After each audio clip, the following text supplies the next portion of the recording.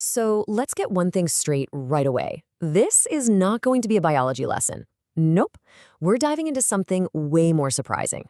The long, kind of strange, and really powerful cultural history of a single organ, and how it's been used to tell the story of Western civilization itself.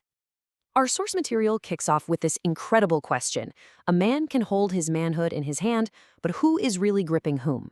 And that, right there, gets to the very heart of this centuries-long drama, this idea of an organ that's part of your body, sure, but often seems to be totally apart from it, with, a mind of its own. For thousands of years, this one body part has been used as a kind of conceptual measuring stick, and I mean, a tool to measure everything: divinity, sin, power, race, even our deepest, innermost thoughts.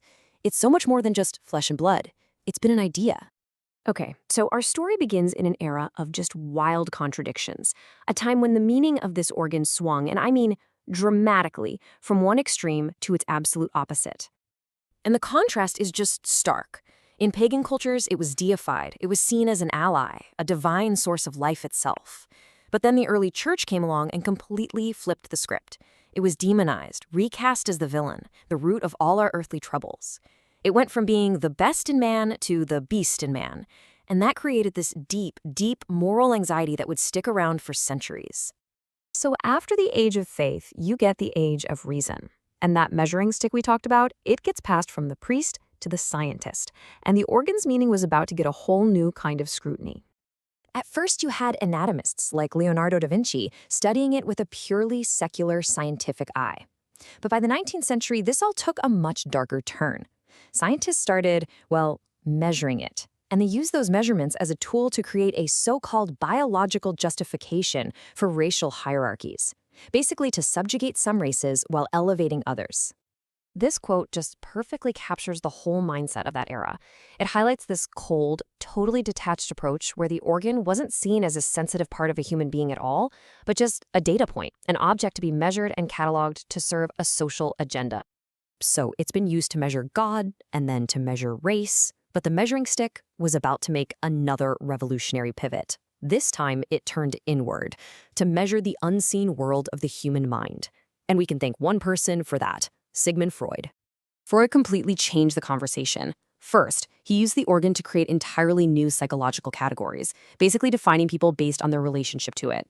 Then, he introduced the world to the idea of penis envy, a concept that split humanity into two camps: those who were equipped with it and those who supposedly envied them. And by doing this, he gave it a new paradigmatic role. He made it the absolute center of psychology. All right, let's just pause here for a sec and take stock. It's been a wild ride, right? We've seen this one organ's meaning transform from a god to a demon to a scientific tool for racism to a key that could unlock the entire human psyche. And believe me, the journey doesn't stop there.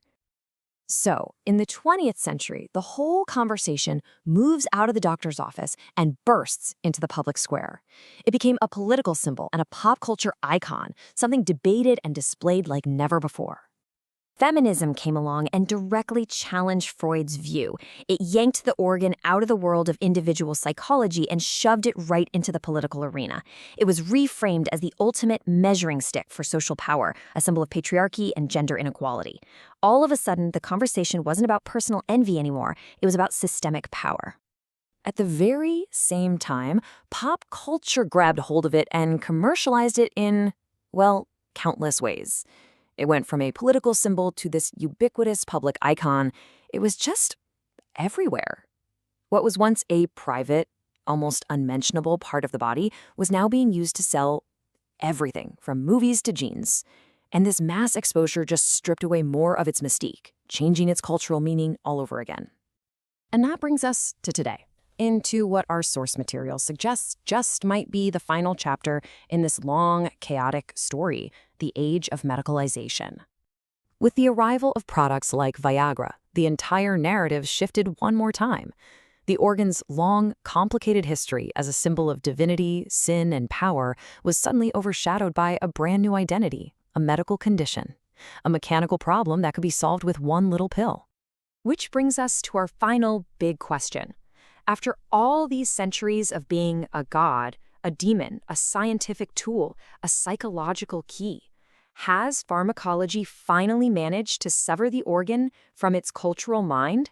Has it finally been reduced to just a body part? Or is this just the latest chapter in a story that's still far from over?